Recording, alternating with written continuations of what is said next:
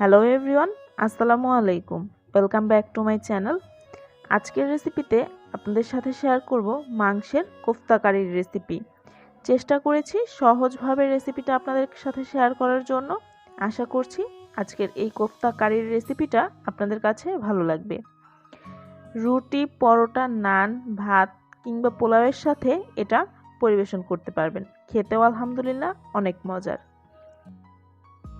প্রথমে কোফতাটা তৈরি করে নিব। এর জন্য এখানে আমি 500 গ্রাম গরুর মাংস নিয়েছি, হাড় চর্বি ছাড়া। গরুর মাংসের পরিবর্তে কিন্তু চাইলে এখানে খাসি বা মুরগির মাংসটাও ব্যবহার করা যাবে। এখন এই মাংসটাকে খুব ভালো করে মিহি করে কিমা করে নিতে হবে। যদি মাংসের কিমাও ব্যবহার করেন সেটাকেও কিন্তু একটু ব্লেন্ডারে পেস্ট করে নিয়ে তারপরে ব্যবহার করতে হবে। এই রকম কিমা কিন্তু এই কোফতার জন্য একেবারেই পারফেক্ট নয়।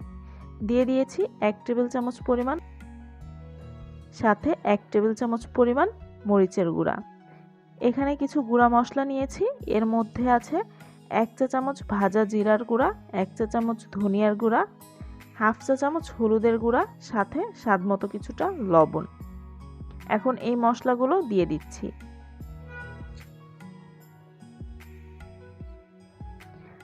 আর কেন বলেছি যে এই রকমের কিমা ব্যবহার করা যাবে না সেটা একটু পরেই বলছি।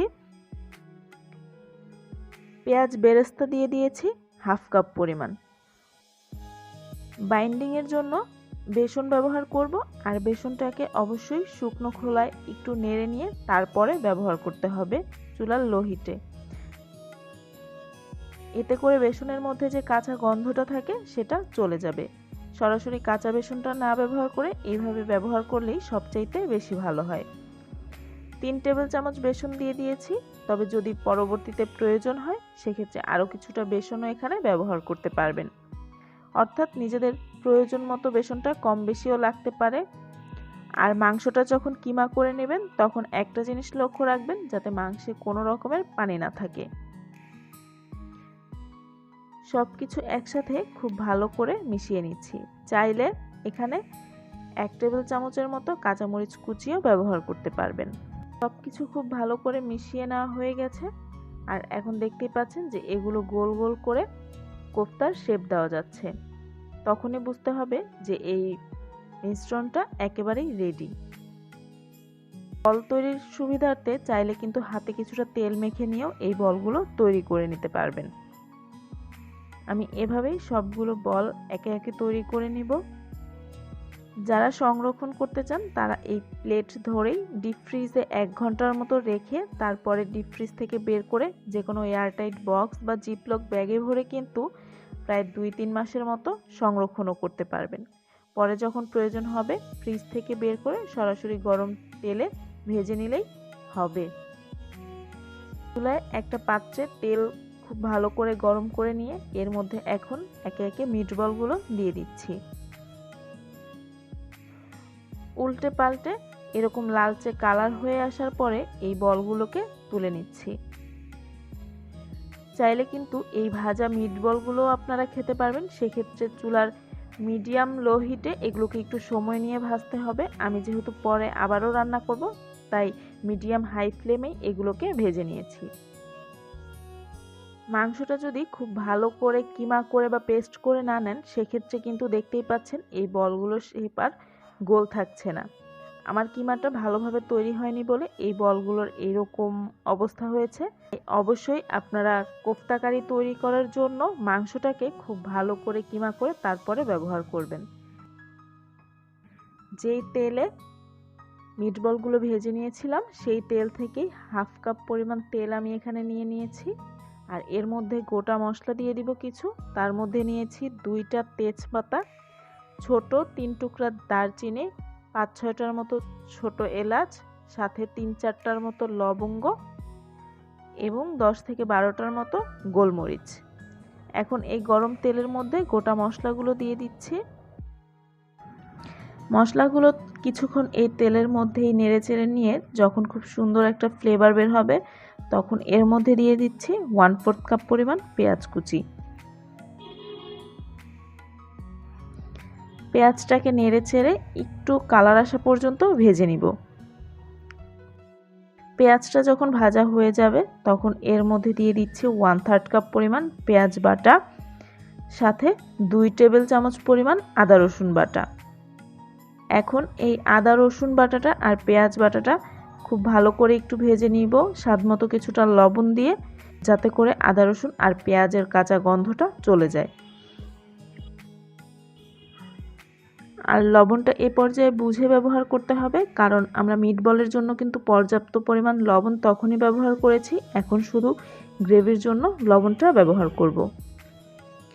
এখন এর মধ্যে গুঁড়া মশলা দিয়ে দিব, আর গুঁড়া মশলার মধ্যে নিয়েছি 1 টেবিল চামচ পরিমাণ মরিচের গুঁড়া, সাথে 1 চা চামচ হলুদের গুঁড়া, ভাজা জিরার গুঁড়া নিয়েছি 1 চা চামচ, আর ধনিয়ার গুঁড়া ব্যবহার করেছি 1 চা চামচ।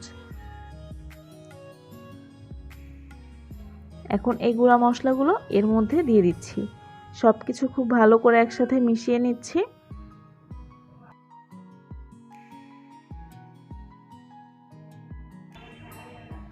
দিয়ে দিব 2টা মিডিয়াম সাইজের টমেটো পেস্ট, সাথে 1/4 কাপের মতো টক দই, আর টক দইয়ের পানিটা খুব ভালো করে ঝরিয়ে তারপরে আমি এখানে ফেটিয়ে ব্যবহার করেছি। কোনো রকম পানি ছাড়াই প্রথমে এই মশলাটাকে কিছুক্ষণ কষিয়ে নিব, আর যখন এই মশলাটা কষানো হয়ে যাবে, অর্থাৎ পানিটাও শুকিয়ে যাবে আর তেলটাও ছেড়ে দিবে, তখন এর মধ্যে মশলাটা আবারও কিছুক্ষণ কষানোর জন্য পর্যাপ্ত পরিমাণ পানি এর মধ্যে দিয়ে দিচ্ছি।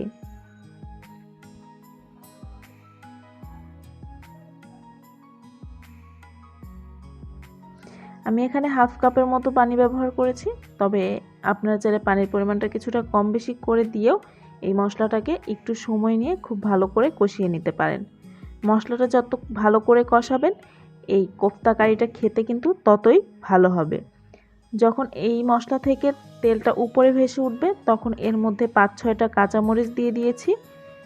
এরপরে সেই আগে থেকে ভেজে রাখা মিট বলগুলো এর মধ্যে দিয়ে 2-3 মিনিটের মতো একটু নেড়েচেড়ে কষিয়ে নিব।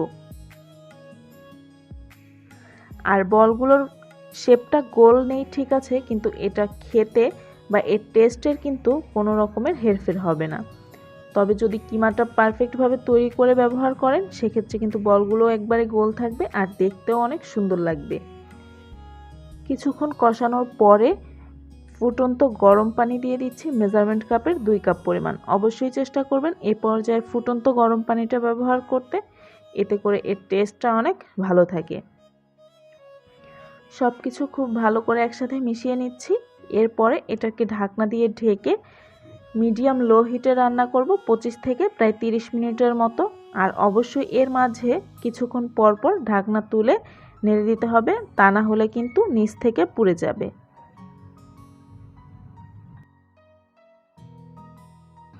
পঁচিশ থেকে 30 মিনিট পরে যখন এর গ্রেভিটাও ঘন হয়ে আসবে, ওই পর্যায়ে এর মধ্যে দিয়ে দিচ্ছি 1 চা চামচ পরিমাণ গরম মশলার গুঁড়া।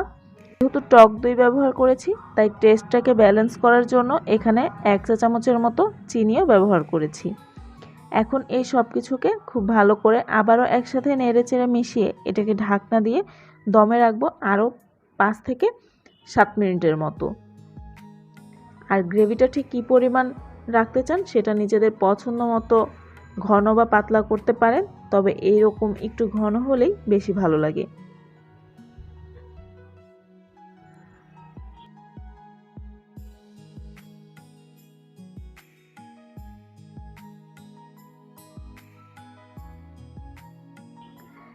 পাঁচ থেকে 7 মিনিট পরে ঢাকনাটা আমি তুলে নিচ্ছি, আর তেলটাও কিন্তু একেবারে ভেসে উঠেছে। আমাদের কোফতা কারিটা এই পর্যায়ে একেবারেই রেডি। এখন এটা পরিবেশনের পালা। এটা দেখতে যতটা লোভনীয়, খেতেও কিন্তু আলহামদুলিল্লাহ অনেক মজার। নিজেদের পছন্দ মতো সাজিয়ে যে কোনোভাবেই পরিবেশন করতে পারবেন। একটা মিটবল আমি আপনাদেরকে ভেঙে দেখিয়ে দিচ্ছি যে এর ভেতরটা খুব সুন্দরভাবেই কিন্তু কুক হয়ে গিয়েছে। আশা করছি আজকের এই রেসিপিটা আপনাদের কাছে ভালো লেগেছে। যদি ভালো লেগে থাকে ভিডিওতে লাইক দিয়ে ফ্রেন্ডস অ্যান্ড ফ্যামিলির সাথে আমার আজকের রেসিপিটি শেয়ার করবেন। সবাই খুব বেশি ভালো থাকবেন। আল্লাহ হাফেজ।